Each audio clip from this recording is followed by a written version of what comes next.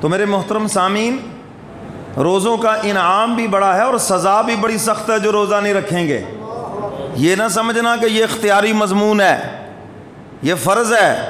معراج والی رات حضور علیہ الصلاۃ والسلام نے بتا دیا، پتھروں سے سر کچلے جا رہے ہیں، جس کا مفہوم ہے فرمایا اتنی سخت سزا ہے جنہوں نے یہ فرض روزے نہیں رکھے۔ ہمارے یہاں جب کوئی فوت ہوتا ہے اعلان ہوتا ہے جی لینا دینا ہو، رشتہ دار بیٹے فلاں فلاں اس کے ذمہ دار ہیں، یہ کوئی نہیں کہتا کہ اس کے روزے اتنے ذمے ہیں۔ اس کا کون ذمہ دار ہے بھائی؟ اس کے ذمے اتنی نمازیں ہیں، اس کے ذمے حج فرض تھا، اس نے حج نہیں کیا، اس کے ذمے اتنے سال کی قربانیاں ہیں، اس کے ذمے اتنے سال کا صدقہ فطر ہے، اور یہ ساری چیزیں اس کے ذمے فرض تھیں اور اس نے ادا نہیں کی، اس کی کوئی بات ہی نہیں کرتا۔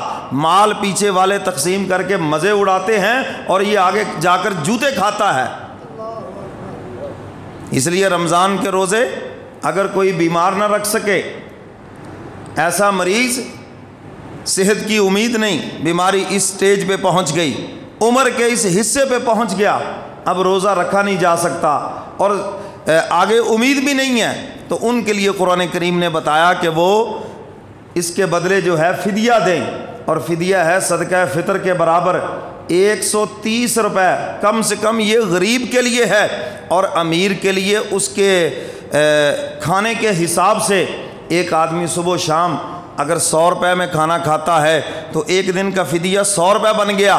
اگر ایک بندہ 1000 روپے کا کھانا کھاتا ہے ایک دن میں تو اس کا ایک روزے کا فدیہ 1000 روپے بن گیا۔ اور جو بڑے سرمایہ دار ہیں جن کے دسترخوانوں پہ کئی کھانے ہوتے ہیں، ایک دن میں اگر 5000 کا کھانا وہ کھاتے ہیں، ناشتہ دوپہر کا کھانا اور شام کا کھانا، تو ان کے روزوں کا فدیہ 5000 کے حساب سے ہوگا۔ سمجھ آئیے بات ہے؟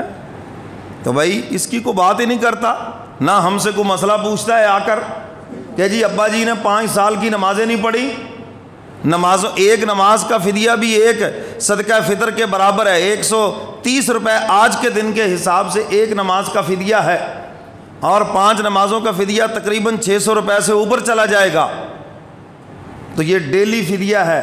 اب اس 600 روپے کو ضرب دے دو 30 کے ساتھ، 18000 روپے بن گیا ایک مہینے کا۔ اب سال کی نمازیں ہیں تو پھر 12 کے ساتھ ضرب دے کے دیکھ لو کتنے پیسے بنتے ہیں۔ میرا خیال ہے وراثت میں تقسیم کرنے کے لیے بچے گا ہی پیچھے کچھ نہیں۔ لیکن اگر یہ ایسا نہیں کرے گا تو بھائی پھر اس کی اولاد اگر یہ ادا نہیں کرے گی، کھا بھی جائے گی، تو جوتے وہ کھائے گا جا کر۔ میرا کام ہے صرف آپ کو بتانا۔ تو بھائی یہ روزہ بھی آپ کے ذمے فرض ہے، نماز بھی 5 وقت آپ کے ذمے فرض ہے۔